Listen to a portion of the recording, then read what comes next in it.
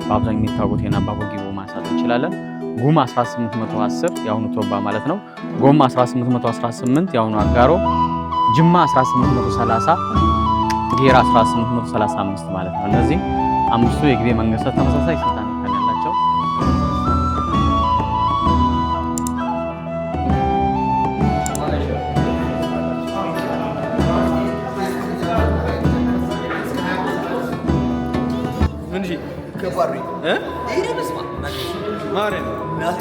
What's good YouTube? We back with another video. የዛሬው ቪዲዮ የሚሆነው ፓርት 1 ኦፍ የጅማ ትሪፕ ነው። አሁን ከጠዋቱ 1 ሰዓት ከ20 ነው። ከቦሌ ተነስተን ጉዞ ወደ ጅማ እናደርግ ማለት ነው። ተካተሉ። የሳይ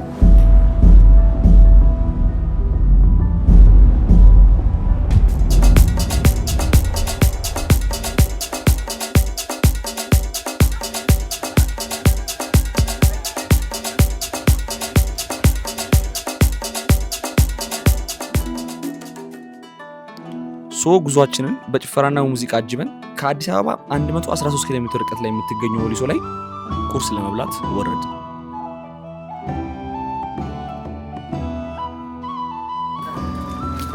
ዋጓንቻ ከስንት ኪሎ ሜትር በኋላ ኪሎ ሜትር በዚህ ጋር ገቦ ወሊሶ ደርሰናል። የአያት ናስር የዩቲ አገር አያት ምድረው አረ ወሊሶ ከእንቅልፍ ያልነቀውም ጋይስ ደርሰናል። አሁን ነው ምሳ የምንበላው። ምሳችንን በላን። ከዛ ጉዞ ይቀጥላል።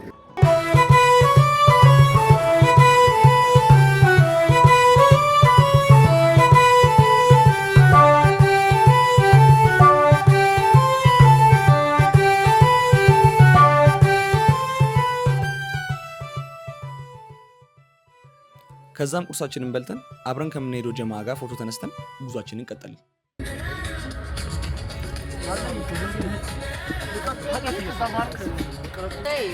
ባይተ ታውቃላችሁ እናንተ ታውቁም እንጂ እናንተ ንጋከ ብዙ መስዋዕቶች ይተዋል ተዋለ አምብታው ታንዳንግ ነው እንትን አንተ ሎፍቲ ሃሮን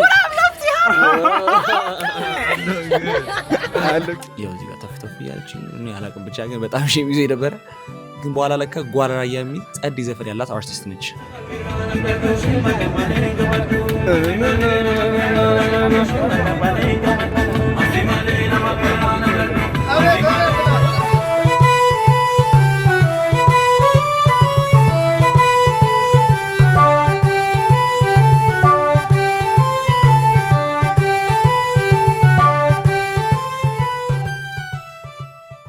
አሁን እንግዲህ ሳኩሬ የሚባል ቦታ ላይ ነው። በፍራፍሬ በጣም የተሞላ ነው። አቮካዶ አለ፣ ብርቱካን አለ፣ ቆምጣጤ አለ፣ አናናስ አለ፣ ፓፓያ የለ ነገር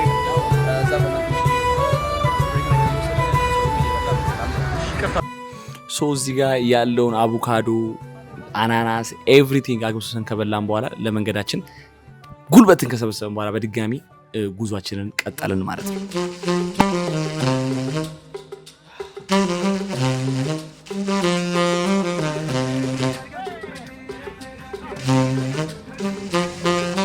በጣም አድካሚ ከሆነ ጉዞ በኋላ ማታ 2 ሰዓት ላይ ጅማ ከተማ ላይ ደረስን ማለት ነው።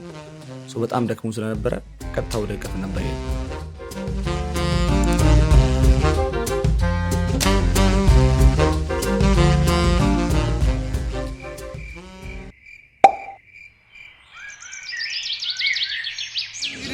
ዴይ 2 በጠዋት ተነስተናል። አሁን ደግሞ የኮፊ ጾም የምናደርገው የተለያዩ ኮፊዎችን የምንቀብስበት ሰዓት ነው። ብቻ ከባድ ሌቭል አላቸው የቡናና እሱን ልንቀብስ ነው ያለው ሆቴል ነው ጋይስ። እንግዲህ አሁን ገና ለመንቃት እየሞከርኩ ከስሊፕ ስኬጁሌ ውጭ ሆኖብኛል። በዚህ ሰዓት ወሬኛ በሰዓት ነው ቡና ወጥተን የምንነከራ ማለት ነው። ያሳይ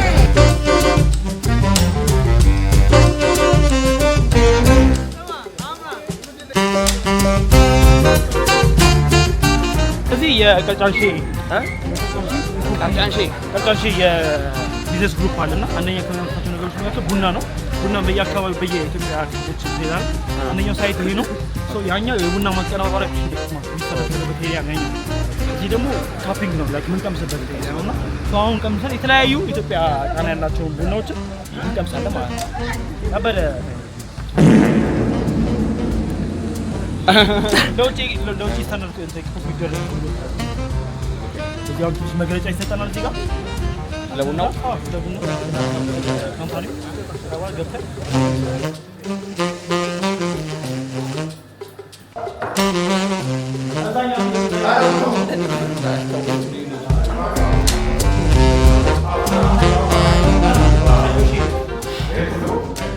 ኦኬ ቡና የምን ምንድን ናቸው? ሮስት ነው ከታች ቡናውን የሚጠጣውና ሮስት ሲሆን እንደዚህ ጥቁር ቆሪ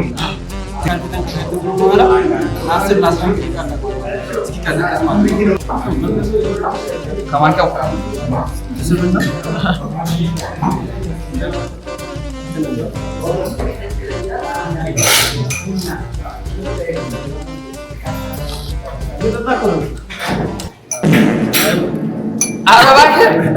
ምን ተቆጥቼ ነው ተው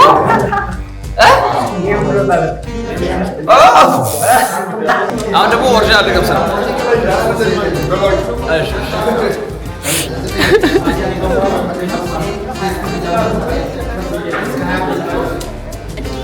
ምን እሺ ከባሪ ይሄ መስማ ማረን ናስ ከባሪ እንዲ እሺ እሺ እንዲ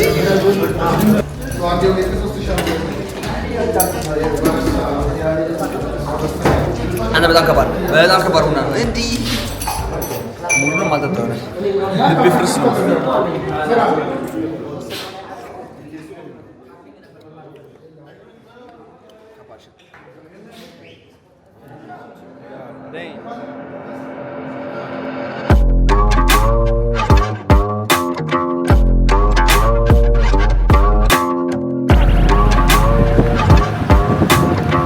አሁን የሴክተሮች አሉ እሱ ተከታተላችሁ የጋሞ ወይ አሁን አንወርድም። ኢቨንቱን መሰላችሁ ሬሲንግ ነው። ሶ ሜቢ እዚህ ጋር አንዴ ፎቶ ተነስተን ልንገባ እንችላለን እንጂ በመኪና ነው ሙሉ የምንከተለው ይሄን ሩት ማለት ነው። እሺ ሰማችሁ? ሶ እባካችሁ እስቲ ታይማችን ሴቭ እና እናይሆን። እሺ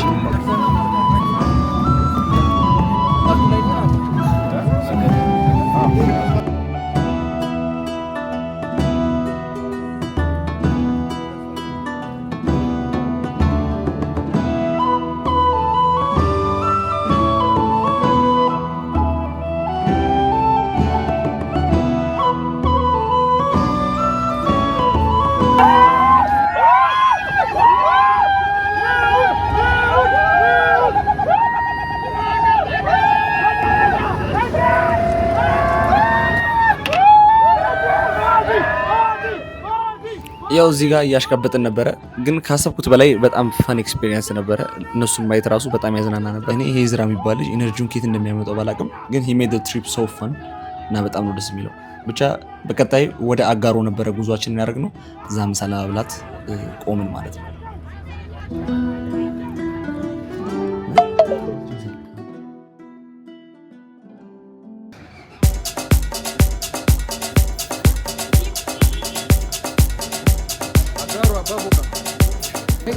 አሁን ከአጋሮን አይተን ከጨረስን በኋላ እሱ አጋሮ ላይ ቀርተናል። ቪዲዮ ሲጀምር አልከረስም ቻርጀር። እሺ አሁን ምሳ እንበላበት ሰዓት ደርሷል። አንዳንድ ቪዲዮዎችን ስልክ ላይ እናስገባለን። ስቴት 5 የግቤ ስቴቶች አሉ። ጅማ፣ ጎማ፣ ሊሙ፣ ጌራ የሚባሉ ማለት ነው። ከዛ ውስጥ አንዱ የጎማ መንግስት የሚባለው ነው። ጎማ መንግስታቶች ውስጥ ዋና መቀመጫ የነበረው አጋሮ ከተማ እና ቀጥታ ታሪኩ ከግቤ ስቴት ጋር የሚገናኝ ከጎማ ስቴት አንዱ ዋና ከተማ የአጋሮ ከተማ የመጨረሻ ንጉስ የሚባሉት እንግዲህ ንጉስ አባ ቦቃ ናቸው። የአጋሮ ከተማ ሳይሆን የጎማ ስቴት ማይጎማ አባ ቦቃ ይባላል እና አጋሮ ከተማ የጎማ ስቴት 1780ዎች ውስጥ እንደተመሰረተ ይነገራል። መዛገጃ ቤተ መንግስት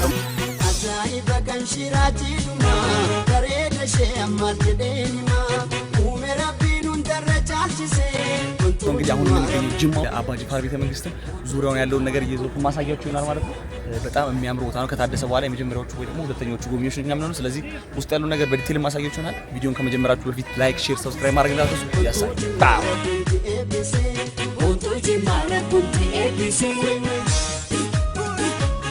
ያው አሁን የምንገኘው የንጉሱ አባ ጅፋር ቤተ መንግስት ነው። ያው ከከተማው 7.5 ኪሎ ሜትር ርቃችሁ ነው የምትገኙት። ይህ ቤተ መንግስት ያረፈበት እንግዲህ በተለይ ወደ ቤተ መንግስቱ ከመግባታችን በፊት የጅማ ታሪክ ከገዳ ስርዓት ጋር ስለሚያዝ የተወሰነ ነገር ለእናንተ ልበላችሁና ወደ ቤተ መንግስቱ መምጣት እንችላለን ማለት ነው። የጅማ ገዳ እንግዲህ ገዳ ሁሌ በመባል ይታወቃል። 1137 የተቋቋመ የመጀመሪያ ገዳ ነው ያላት። በተለይ ወዳ ሁሌም ጅማ ሁሌ አካባቢ ላይ ገዳውን እያካሄዱ የራሳቸውን ህግ ይደነግጉ የነበረና ሶሺዮ ኢኮኖሚ ፖለቲካል ሁኔታቸውን ይመሩበት የነበረ ትልቅ የገዳ ስርዓት የነበረበት ሀገር ነው። 1800 ላይ ግን የገዳው ስርዓት ወደ ሞናርኪያ ሊቀየር ችሏል ማለት ነው። በተለይ በዚህ መሰረት በጊቤና በዲዲሳ መካከል 5 መንግስታት ተመስርተዋል። እነዚህም በ5 ጊቤ ስቴት የምንላቸው ማለት ምናልባት እስቲ መጽሐፍ ላይ ሸነን ጊቤ ብለን ስናወራ እንሰማለን እና በተለይ ከነሱ የመጀመሪያው 1800 የሊሙ ኢናሪያ መንግስት እንደተቋቋመ ይነገራል። በአብዛኛው የሚታወቁት የናባቦ ጊቦ ማንሳት እንችላለን። ጉማ 1810 የአሁኑ ቶባ ማለት ነው። ጎማ 1818 የአሁኑ አጋሮ፣ ጅማ 1830፣ ጌራ 1835 ማለት ነው። እነዚህ 5ቱ የጊቤ መንግስታት ተመሳሳይ ስልጣን እርከን ያላቸው ተመሳሳይ ስትራክቸር ያላቸውን መንግስታት ተመስርተዋል ማለት ነው። ወደዚህ ስንመጣ እንግዲህ 1742 ነው የጅማ ስርወ መንግስት የተቋቋመው እንደ ታሪክ የሚነገረው ማለት ነው። የመጀመሪያው ማና ኪፍታን አሁን ስትመጡ ካጋሮ የቡን ታውቁታላችሁ አይደል? በፈርስት ስቴት የተነሳበት ወይንም የተቋቋመበት ኤሪያ እንደሆነ ይነገራል። ኪፍታን አካባቢ የመጀመሪያው ቤተ መንግስት እንደነበር ይነገራል። ይህን እንግዲህ ሲመሩት የነበሩት አባ ፋሮ ጎንጅለም ኮቢዳንግላ ይባላሉ። በጅማ ታሪክ የመጀመሪያው ዲጎ ዳይናስቲ መሪ የሆኑት ማለት ነው። እስከ 1933 የጅማ ስርወ መንግስት ሊቆይ ይችላል ማለት ነው። በዚህ አመታት 8 ነገስታት ጅማ መርተዋል። ከ8ቱ ተመሳሳይ ስያሜ ያላቸው 2 አባጅፋሮች እናገኛለን። አባጅፋር ቀዳማይ የምንላቸው የመጀመሪያ ጅማ ከዛ ቀድሞ ጅማ ካካ በመባል ትታወቃለች። ወደ ጅማ አባጅፋር ያመጡት የቀየሩትም እሳቸው ናቸው ማለት ነው። በ1830 እስከ 1855 ቆይተዋል ማለት ነው። ቀድሞ የጅማ ስርወ መንግስት ያለውንም ያጠናከሩት እሳቸው ናቸው ማለት ነው። ይህ ስቴት እንዲቋቋም እንግዲህ መሰረት የሚሆን አንዱ የንግድ መስመር ነው። ሊሙ ሰቃሊ ነበረው ወደ ሄርማታ የሚባለው ምናልባት በኢትዮጵያ ታሪክ ትልቁን የገበያ ማዕከል የሚታወቀው ሄርማታ ላይ እንደሆነ ይነገራል። ያንን የገበያ ማዕከል ያቋቋሙት የመጀመሪያው አባጅፋር ናቸው። ሁለተኛው ግን በጣም የሚታወቁና የቅርቡ ናቸው ማለት ነው። ሁለታቸው በ1852 ህልፈታቸው 1926 የሆነ ማለት ነው። እኚህ ንጉስ እንግዲህ ከአባታቸው ከአባ ጎሞል በ1852 ተወልደዋል። ከናታቸው ጉሜቲ ከጉማው ንጉስ ልጅ ነው የተገኙት ማለት ነው። በ15 አመታቸው ወደ ስልጣን መጥተዋል ማለት ነው። እስከ 1880ዎቹ አካባቢ ጅማን እንግዲህ በተለይ የሬጀንት ወይም ንጉስ አስተዳደርን ሲመሩ እንደነበር ይታወቃል። ከዛ በኋላ ከሬጀንት ፍሪ በመሆን እንግዲህ ጅማን በጣም እንድታወቅ ያደርጉ ንጉስ አንዱ ንጉስ አባጅፋር ሁለተኛ ናቸው። በአብዛኛው እንግዲህ እንደሚታወቀው የፎሬን ዲፕሎማሲያቸው ጠንካራ የሆነ ግንኙነት የነበራቸው በተለይ ጅማን ደግሞ 20ኛው ክፍለ ዘመን ላይ በስፋት የዚህ የቴክኖሎጂካል አድቫንስመንት የሆኑ ፍሎሪሽ የተደረገበት በተለይ የእንጨት አሁን ምናልባት ከአዲስ አበባ ስትመጡ እንግዲህ ጅማ ደርሳችሁ ስትመለሱ ቡናና ወንበር ሳትይዙ እንዳትመጡ ተብላችኋል፣ እርግጠኛ ነኝ። ስለዚህ የእንጨት ቴክኖሎጂ በጣም የተንሰራፋበት፣ የቆዳው ስራ በጣም የተንጠራከረበት፣ የብረትን ለምሳሌ ብረት ስናነሳ ስንቶቻችንም በኢትዮጵያ ታሪክ የመጀመሪያ አካፋና ሚስማር ጅማ እንደተሰራ የምናውቅ አባጅፋር ናቸው ፕሮሞት ያስደረጉት ማለት ነው። ሌላኛው የጅማ ህዝብ ከባቡር ሀዲድ ጋር የተያዘ ትልቅ ታሪክ አለው ማለት ነው። በተለይ ባቡር ከፈረንሳይ ጋር አጼ ምኒልክ ከተፈራረሙ ከዓመት በኋላ አዲስ አበባ እንደደረሰ ይነገራል ማለት ነው። ይህ ሲደረግ እንግዲህ እስከ ጅቡቲ ያለውን እስከ ሀረርጌ ያለውን ነው ፈረንሳዮች የገነቡትና የተቀረውን ለኛ ሰዎች ነው የተተው። ስለዚህ አጼ ምኒልክ የጅማ የብረት አቅላጭ እና ብረት ላይ የሚሰሩ ሰዎችን በስፋት ስለሚያውቁ ደብዳቤ ነው የጻፉ። ያ ደብዳቤ ምን ይላል? ሟንበሳ ነገደ ወዳጅ ድረስ ከአባጅፋር እንደምሰንብታል እግዚአብሔር ከዘመን ዘመን አብሮ አሻግረን የመንኩራኩር ይላል ባቡር አይደል። መንኩራኩሩ ከፈረንጅ ሀገር ተነስቶ ሀረርጌ ደርሷል። ከሀረርጌ መንገዱን የሚሰራልኝ ብሎም እንደለደልኝ ሰው ያስፈልገኛልና ብትችል ያንተን አንጥረኞች ላክልኝ ብሎም የኔ ሰዎች ያስተምሩኛል፣ አንተ ስትመጣ እኔ ወርጄ እቀበላለሁ ብለው የጻፉት ደብዳቤ ይገኛል ማለት። ከዚህ የምንረዳ አንደኛ በነገስታት መካከል ያለውን ቀረቤታ ነው። ሁለተኛ ደግሞ የብረት ቴክኖሎጂ ምን ያክል እንደሚታወቅም በዚህ ደብዳቤ መረዳት እንችላለን ማለት ነው። የጅማ ሰዎችም ተልከው የባቡር ሀዲዱን መንገዱ ሊሰሩ ይችላሉ ማለት ነው። ሌላው ጅማ የምትታወቀው ከአልባሳት ጋር የተያዘ ሰፊ ታሪክ አላት። ምናልባት ስለ ሀበሻ ቀሚስ ሙዚየም እድሉን አግኝቶ የጎበኘ ሰው ካለ በስፋት ይገኛልና ልብስ መስራት ብቻ ሳይሆን የሚሰሩ ሰዎችንም ልከው ትሬን የማድረጉን ዘመን የተለመደበት የነበረና በተለይ በአፄ ምኒልክና ለንግስት ጣይቱ ብጡል የሚለብሱት ልብስ ሁሉ የጅማ ሰዎች እንደሚሰሩ ይነገራል። ይህን ስላችሁ ዝም ብዬ ሳይሆን በአንድ ወቅት ፈንጣጣ ማለት ላይ እንደ ኮቪድ ነው የተከሰተው። ከሄዱት 10 ሰዎች አንዱ ነው የተያዘው። ያ ሰው ሲያዝ በቃ ሀገሬ ገብቼ እሞታለሁ ብሎ ትቶ ነው የመጣው። ከተወሰነ ጊዜ በኋላ ያ ፈንጣጣ በሽታ ሲጠፋ ንግስት ጣይቱ ብጡል ለአባጅፋር ደብዳቤ ጻፈ። ደብዳቤ ምን ይላል? ጣይ ይላል ማተማቸው። ጣይቱ ብርሃነ ኢትዮጵያ ድረስ ከአባጅፋር እንደምሰንብታል እግዚአብሔር ከዘመን ዘመን አብሮ አሻገረ እንዴ ከርሞ ሰው ይበለም። የላክልኝ እነዛ ጥልፍ ጠላፊዎች አንዱ ፈንጣጣ ቢታመም ሌሎቹ ደንግጦ ተሰው ስለመጡ ያንተ አይነት ጥለቱ የሚያምር ሀበሻ ቀሚስ የሚሰራልኝ ሰው የተቸገርኩ ነውና ደብዳቤ እንደደረሰ ሰዎቹንም ፋብሪካውንም ላክልኝ። የዋንጫው ስርጭት ግን ድንቅ ነው። ከፍ ብሎ ሰፋ ይላል። ጳጉሜ 2 1885 የጻፈ ደብዳቤ በጅማ ሙዚየም ይገኛል።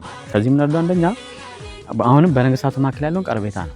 ሁለተኛ የጅማ እደ ጥበብ ምን ያክል ተፈላጊ እንደሆነ የሰጡት ምስክር ማየት እንችላለን ማለት ነው። ተያያዥነት ባለው ሄንሪ ዳርሊን ትራቨለር ጅማን የጎበኘ እንግሊዛዊ ነው። ይሄ ብዙ ስለሳቸው ጻፈው ማግኘት እንችላለንና እሱ ከጻፉ ማለር ውስጥ የምናገኘው አንዱ ምንድነው አቢሲኒያ ስደርስ በተለይ ጅማና አካባቢ ያለው የእደ ጥበብ ሙያ በተለይ የብረት ስራ፣ የእንጨት፣ የሴፍና ጎራዴ አልባሳቱ ልዩ ነው። ሙሉ አቢሲኒያ በተዞሩ የጅማን ያክል ልታገኙ አትችሉም ብሎ የጻፈው መረጃ ማግኘት እንችላለን ማለት ነው። ሌላው ጆርጅ ሞንታንዶ ነው የሚባል ፈረንሳይ ስለ ጅማ የጻፈው ማግኘት እንችላለን። ይሄ ፈረንሳይ በስፋት ስለ ጅማን ያጠና ጅማን መጥቶ ያየን ማለት ነው። ጅማ ላይ ያለው የእደ ጥበብ ሙያ ፍሎሪሽ እንዲያደርግ ያደረጉት አባ ጅፋር የሊበራል ፖሊሲ መጠቀማቸው በነፃነት ሰው እንዲንቀሳቀስና እንዲሰራ ስለሚፈቅዱ ሊያርግ ይችላል ብሎ በዚህ ጠቀሷቸው ብዙ ነገሮችን ዶክመንት ማየት እንችላለን ማለት ነው። በተለይ ጅማ ከሸክላ ጋር በተያያዘ ሰፊ ታሪክ ያላት አገር ነችና ወደ ቤተ መንግስቱ ስንመጣ እዚህ አካባቢ የምትመለከቱት ቤተ መንግስት ከዚህ ቀድሞ የተሰራው ሳንቃ ገሪቶ የሚባል ትልቅ ቤተ መንግስት ነው። የመጀመሪያው ቤተ መንግስት ማና ኪፍታና ነው የተሰራው የቦ አካባቢ ማለት ነው። ስለዚህ አካባቢ ምቹ ስለነበር ወደዚህ ዳቨርት ነው ያደረጉት ማለት ነው። የመጀመሪያው አባ ጅፋር 4 ቦታ ቤተ መንግስት አላቸው። አንደኛ ማና ኪፍታና ላይ፣ ሁለተኛ ሰቃ ነው፣ ሶስተኛው ጅሬን ነው፣ አራተኛው ዶጎሶ ጥሩ አፈታ። የመጀመሪያው አባ ጅፋር ቤተ መንግስትም መካነ መቃብራቸው የሚገኙ ጥሩ አፈታ ላይ እናገኛለን ማለት ነው።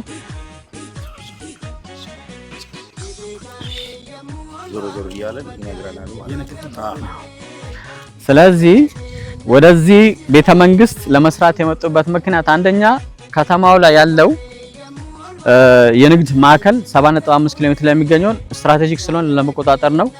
ሁለተኛው ጠላትን ለማየት ይመቻል ከፍታ ቦታ ስላለ። ሶስተኛው አየሩም ወይንም ከባህር ጠለል ያለው ከፍታ 2000 ጫማ ላይ ስለሆነ ከበሽታ ራስን ለመከላከል የተጠቀሙበት ማለት ነው። ስለዚህ የቤተ መንግስት የተሰራ በ1870 ነው በሁለተኛው አባ ጅፋር ማለት ነው። ዲዛይነሩ ህንዳይ ነው፣ ቲካም ይባላል። ቲካም ላሊሞቼ ዲዛይን ቢያደርገውም ጅማ ላይ የነበሩ 3000 ሰዎች ናቸው ማህበረሰቦች ተሳትፈው ይህን ቤተ መንግስት ያቆሙት ማለት ነው። በነገራችን ላይ 3000። ስለዚህ ይሄ ቤተ መንግስት ሲሰራ የአካባቢ ማቴሪያልን በደንብ ተጠቅሞበታል። ለምሳሌ እንጨቱን፣ የቀረሮ ዋንዛ፣ ያበሻ ጥድ እነዚህን በመጠቀም ቤተ መንግስቱ ሊታነጽ ይችላል ማለት ነው። ሲሚንቶ ባልነበረበት ሰዓት የእንቁላል አስኳልን፣ ስንዴን፣ ጭድን፣ ኖራ አፈርን በመቀላቀል ከ3 እስከ 6 ወር ወስዶ ነው ቤተ መንግስት የተሰራው ማለት ነው። ሲሰራ ግን ከ6 ዓመት እንደፈጀ ነገር ምክንያቱም ፕሮሰሱ ማለት ነው።